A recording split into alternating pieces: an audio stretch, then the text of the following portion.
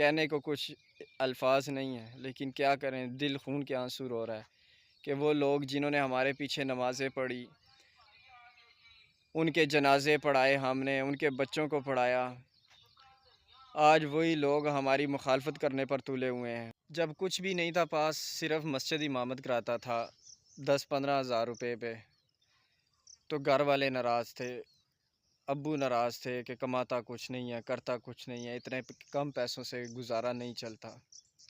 जब मेहनत की, अपने पाँव पे खड़ा हुआ, बिज़नेस बनाया, छोटी छोटी गाय की बच्चियाँ लेकर पाली, बकरियाँ पाली, मुर्गियाँ पाली, फिर उधर से मरियम नवाज़ के पैसे आना शुरू हो गए जो मंथली 25,000 आते हैं। फिर वो आने के बाद लोगों को, वही लोग जो 10-15 हज़ार पे मुझे जिन्होंने रखा हुआ था, मेरी कम ड्यूटी पर भी, ड्यूटी ना देने पर भी कई मरतबा हफ़्ता कई मरतबा 6-6 7-7 नागे करने के बावजूद भी उन लोगों को कोई मसला नहीं था। जो ही मरियम नवाज़ के 25,000 मिलना शुरू हुए, लोगों को पता चलना शुरू हुआ कि इमाम साहब तरक्की करने लगे हैं, वो तबका तरक्की करने लग गया है जिस तबके को हम हकीर समझते हैं। वो मस्जिद इमाम तरक्की करने लगा है जिसको, जो सारे महल्ले की सांझी औरत की जगह होती है, जो चाहे उसे जो है वो डांट दे, जो चाहे उसे वो जो है वो काम करवा ले, ओए कर ले।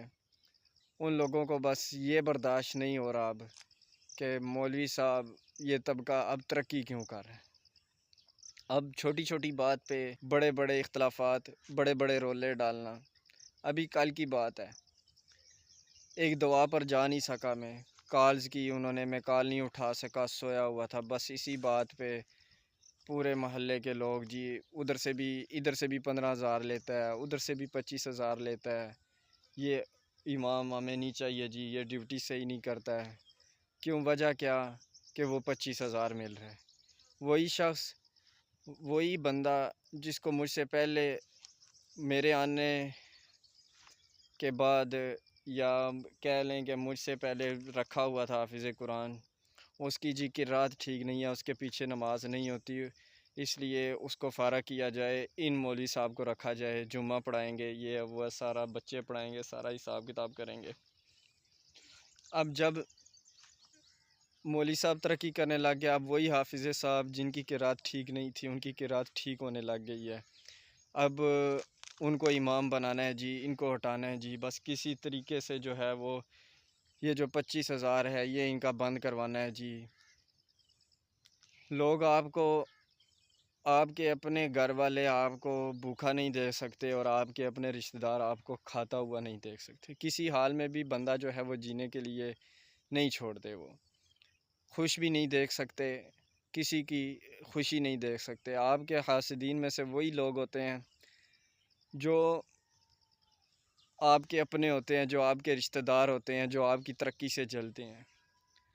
हमेशा तरक्की करें, लेकिन याद रखें उस इलाके में नहीं, उस जगह में नहीं जहां आप पैदा हुए, जहां आप रह रहे हैं। तरक्की करें और इलाका छोड़ दें, वरना आपके हासिदीन, आपके रिश्तेदार, आपके अपने आप को जीने नहीं देंगे। लेकिन याद रखें, सदा वक्त एक जैसा नहीं रहता। बंदा मेहनत करता है, उसकी मेहनत का फल उसे मिलता है।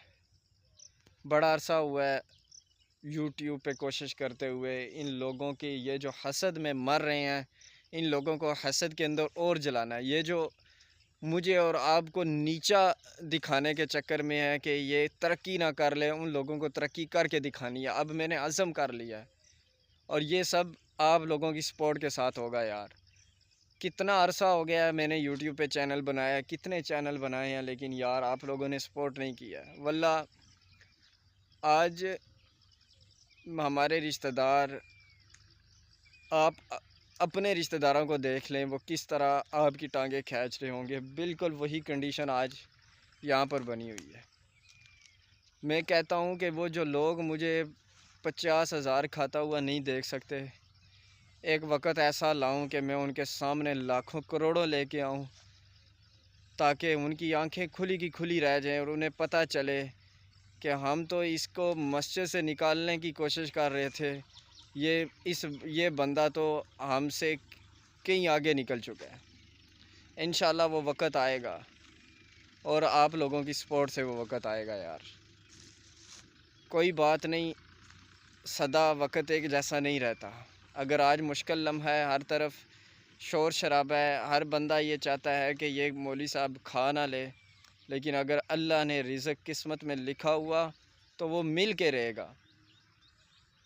वो किसी का, कोई भी शख्स किसी का लुक़मा छीन नहीं सकता। इंशाअल्लाह अल्लाह ने किस्मत में रखा है कि अगर 50,000 छीनेगा, मस्जिद छीनेगी, लेकिन अल्लाह मुझे उससे बेहतर देगा और आप लोगों के तोफ़ैल देगा, आप लोगों की जो है वो सपोर्ट करने से देगा। अपने भाई को कामयाब होता हुआ देखें। आज आप किसी को सपोर्ट करेंगे, कल इंशाअल्लाह आपको कोई सपोर्ट करेगा। वस्सलाम। कहने को कुछ अल्फाज नहीं है, लेकिन क्या करें, दिल खून के आंसू रो रहा है कि वो लोग जिन्होंने हमारे पीछे नमाज़ें पढ़ी, उनके जनाजे पढ़ाए हमने, उनके बच्चों को पढ़ाया, आज वही लोग हमारी मुखालफत करने पर तुले हुए हैं। और वो लोग कोई पराए नहीं, उसी मोहल्ले के वो अपने रिश्तेदार हैं जो मुखालफत करते हैं, और वो लोग हैं जो नमाज़ पढ़ने के लिए नहीं आते।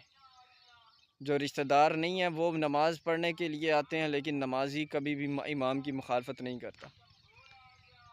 तो खैर, अल्लाह बेहतर करेगा।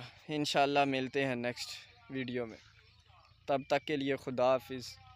राज के सपोर्ट कीजिए यार, ताकि मैं इन लोगों का दिखा सकूं, इन लोगों का मुंह तोड़ सकूं कि हाफिज़ कुरान और उलमा तबका जो है वो किसी से कम नहीं है।